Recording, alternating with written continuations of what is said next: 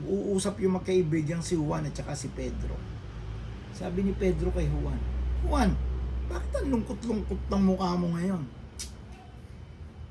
Kasi yung asawa ko hindi kami nag-uusap. Oh, di ba yun ang gusto mo, huwag kayo mag-usap? Oo nga. O ba't ang lungkot-lungkot mo? Kasi nag-usap kami, 1 buwan kami hindi mag-uusap Ngayon na yung huling araw nang hindi kami mag-uusap Isang araw, sa bar, may umiinom. Sabi niya doon sa bartender, pustahan kita ng 200. Didilaan ko yung mata ko. Di, ngiti yung bartender. Puta, pera to. Hindi na maaabot yung dila niya doon sa mata niya. O sige, deal. So, pinatong na yung 200. Ginawa nung lalaki, inubad niya yung salamin niya, tinanggal niya isang mata niya, tapos dinilaan niya ngayon.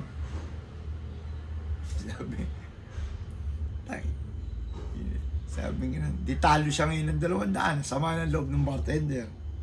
O gusto mo, pustahan tayo para makabawi ka. O sige, ididikit ko yung iping ko sa isang mata ko. Sabi ng bartender, hindi naman ito bulag. Sigurado na ako, panalo na ako. Di payag na siya. 200. Ginawa ng lalaki, tinanggal niya yung pustiso niya. Dinikit niya doon sa mata niya. Kabila, talo na naman yung bartender. Sabi niya ganun, bad trip, talo na naman ako. O sige, para makabawi ka, gusto mo pustahan tayo. O sige, anong pustahan natin? Tatakbo ko rito sa bar mo, sa buong bar mo. Iihi ako, kunin mo yung shot glass, pupunuin ko ng ihi yung shot glass mo habang tumatakbo ako. 2 try. Sabi ng bartender, patay ka ngayon. Hindi ka naman nanalo sa akin. Hindi mo yung magagawa mapuno. O sige, nagpustahan na sila ngayon. Ginawa ngayon ng lalaki, nagubo siya, binasahan niya ng yung shot glass, pinupuno niya ng ihi niya. Hindi ngayon niya napuno dahil naggagalaw siya Sabi niya, may isa pa akong try. Sabi nung bartender, sige, try mo ulit. At pagdating, pustahan na nila, 1,000 Pag-try niya ulit, hindi na naman niya napuno yung shot glass niya. Talo siya ngayon. Tuwa ngayon yung bartender, ang saya-saya ng bartender dahil tumatakbo ng ubot-ubad doon sa buong bar niya Hindi na puno ng ihi yung shot glass. Tapos nakita niya ngayon doon yung isang lalaki nasa kanto. Ang lungkot-lungkot. Tinanong niya ngayon, Sir, ba't ang lungkot-lungkot nyo? Kasi yung kausap mo, nagpustahan kami. Natatakbo siya rito, papayagan mo, natatakbo siya rito ng hubot-ubad, iihi siya sa buong bar mo. Tapos ikaw tuwan-tuwa pa. 10,000 pa naman yung pustahan namin. Isang araw, may aksidenteng nangyari. Bumangga yung kotse. Patay yung driver na babae ngayon. Pinuntahan ng pulis si Kulas. Kulas, yung asawa mo namatay. So, pumunta si Kulas ngayon doon sa ospital. Dahil pinapa-identify sa kanya asawa niya Binuksan ngayon ng pulis yung kumot.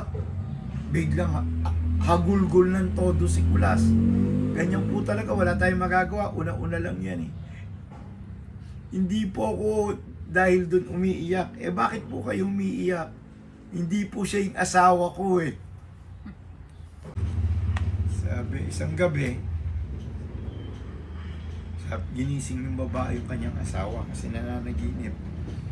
Sabi ng lalaki, bakit? Salita ka ng salita ng asasamang salita ang sinasabi mo tungkol sa nanay ko habang natutulog ka.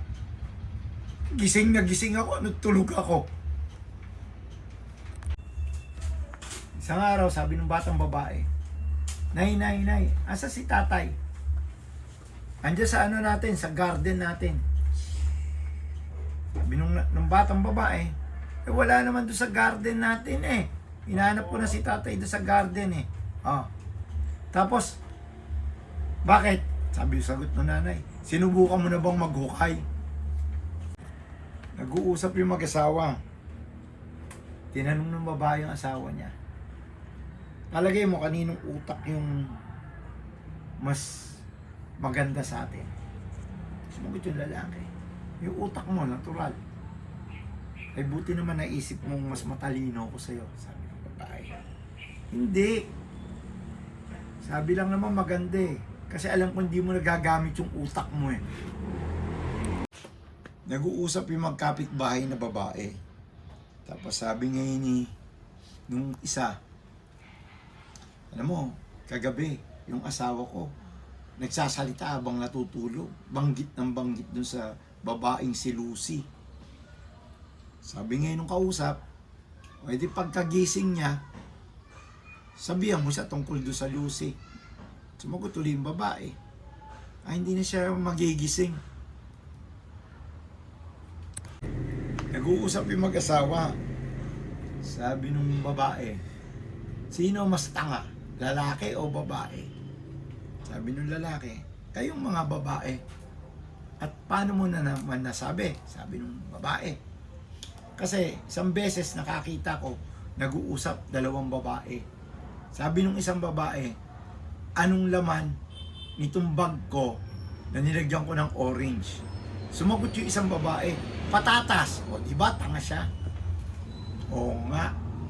Tapos sumagot ulit yung babae. Sabi ng babae, pero ano nga ba talaga nakalagay doon sa bag ng babae?